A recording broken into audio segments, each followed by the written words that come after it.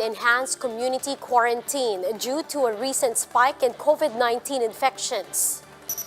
Despite discovering 8 new cases of the UK variant, the health department says there is still no community transmission of the strain in the country.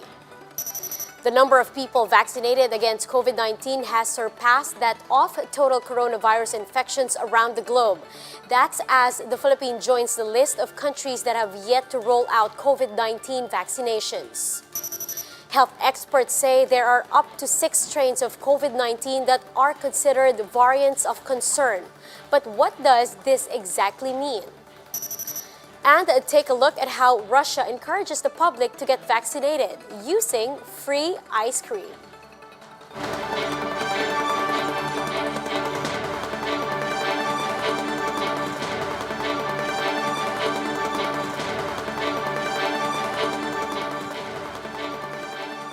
Fast, focused, and fearless. Here's everything you need to know to jumpstart your day. I'm Riza Diaz.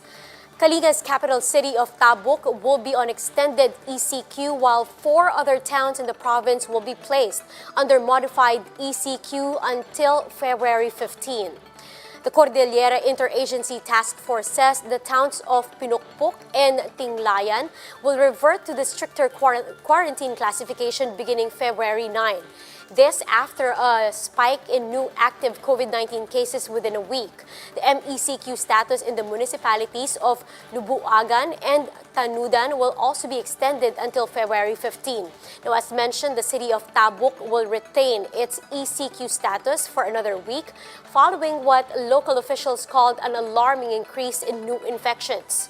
The towns of Balbalan, Pasil, and Rizal will be under general community quarantine. And meanwhile, the health department insists there is no community transmission yet of the more transmissible B117 COVID-19 variant in the country.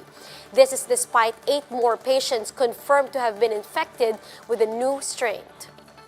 For now, nothing is certain. We cannot definitely say that there is already community transmission. We can see that the cases are rising or increasing, but there would be a lot of factors that can contribute to this increase in the number of cases. But of course, there would always be that possibility that there is this transmission ongoing in that specific area. That's why we are trying to investigate properly.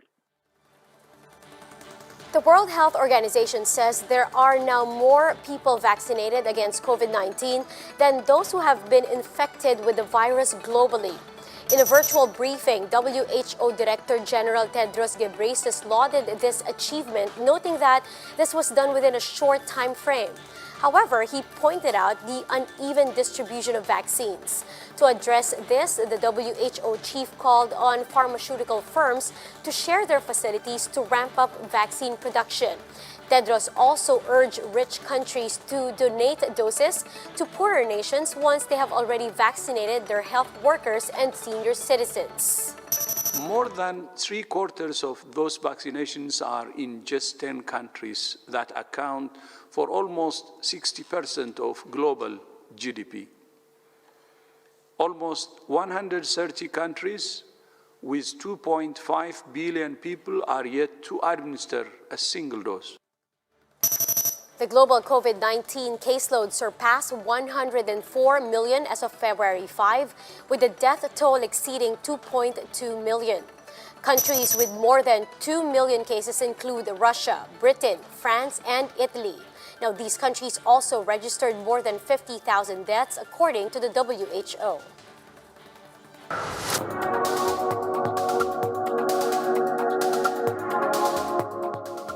Every day we worry about a new variant. How many new variants have we identified, and how much do we know about how, more deadly if they are, and whether the vaccines we have work against them? Yeah, it's a complicated question because, we have our main variants that everyone talks about, the UK, the South African, the Brazil variant. We're seeing other viruses that are that are unrelated to those, acquiring some of the mutations that we think are important for these new variant spreads. And we're also seeing the variants accumulate a few more mutations. So right now it looks like there's 5 or 6 of these variants that I would say are of concern out there because they possess mutations that we know will either affect transmission or would affect the ability of antibodies to bind to them. Now, the good news is some of the studies, particularly some of the more recent vaccines, have been looking at efficacy against these variants, and most of the vaccines continue to have some efficacy against the variants. It drops a little bit compared to the older strains, but the efficacy is still there. So I think the message when it comes to vaccines is if you're online, stay online. When you get called to get online, I would get online because these vaccines are going to provide protection and they're going to help reduce the spread of the older strains as well as the variants. Andrew, we also seem to be hearing that a number of companies or even countries are looking at combinations of their vaccine shots to see whether they're more effective. I think the latest news was Russia talking to China. Could it be the right way forward? Absolutely. It takes some clinical trials to make sure that you can go across these vaccine platforms as efficiently as some of the within-platform boost strategies are. But anything we can do to maximize the number of vaccines that we could use together will help us move forward to that goal of getting as many people as possible with the highest level of vaccine of immune protection, because that's what we need to get into the human population. Andrew, the only question really that people want to know is how do we slow death rates, and of course when might life return back to normal? We have a new vaccine tracker here at Bloomberg, and it tells me in 7.4 years at today's vaccine rates. But how much will the rates actually accelerate? Yeah, so this is the important thing about models. You know, models tell us where we might be going based on the data that we have right now. And vaccine trackers are really important to help us understand what might be the best way to roll out vaccine and how the rollout will change. It's clear that the vaccine trackers will be changing their projections as we continue to increase our manufacturing capacity. And something as simple as even the J&J vaccine coming on the market could have a massive change in terms of the timeline in which we could get to a protective level of immunity in the population.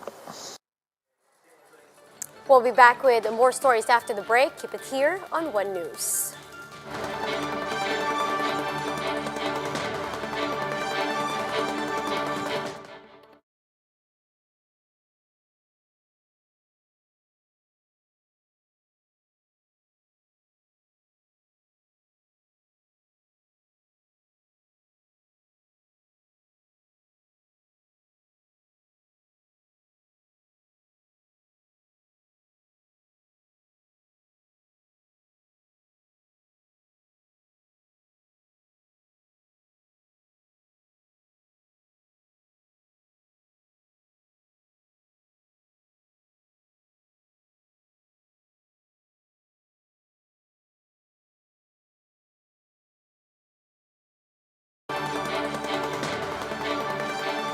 You're still watching One News Now. I'm Riza Diaz. The residents of Wuhan, China remain grateful to Wenliang, the doctor who first broke the news of the novel coronavirus in 2019. He became a household name in Wuhan after alerting people of a new SARS-like virus among his patients, for which he was reprimanded by police for, quote, spreading rumors. His death from the virus 1 year ago led to outcries from people online.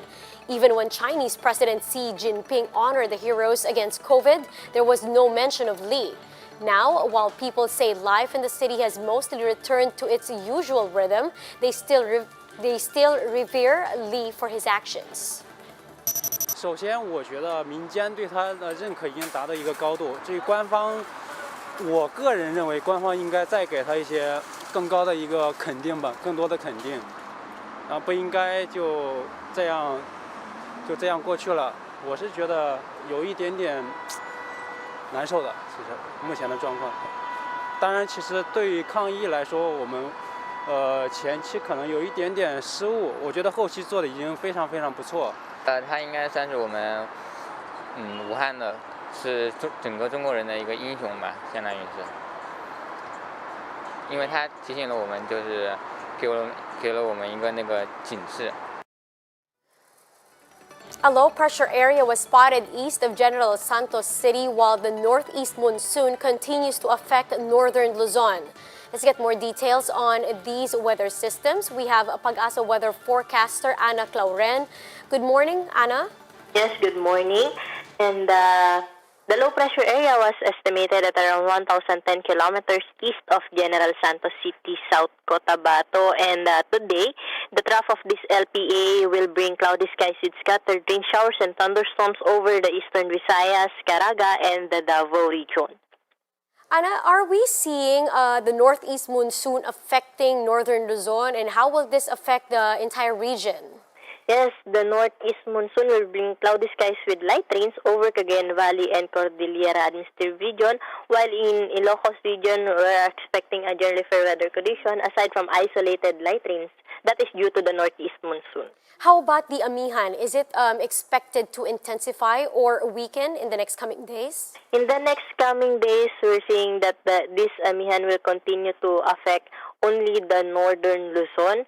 So here in Metro Manila, it's slightly warmer but relatively cooler because we're still in the northeast monsoon season. Ana, finally, are we still expecting or are we looking into other weather disturbances? Aside from this LPA that we're now monitoring, which is this LPA has less likely to develop into a tropical cyclone, this month of February, the occurrence of the tropical cyclone is less likely, or the chances is 0 to 1. Tropical cyclone may enter the PAR. Thank you for those information. That was Pag-asa weather forecaster Ana Clauren.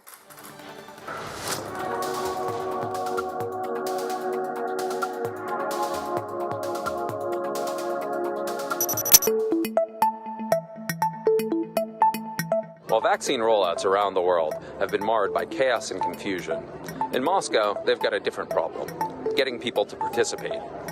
In one Tony shopping center on Red Square, the organizers have even tried to sweeten the deal by offering free ice cream to anyone who gets their shot.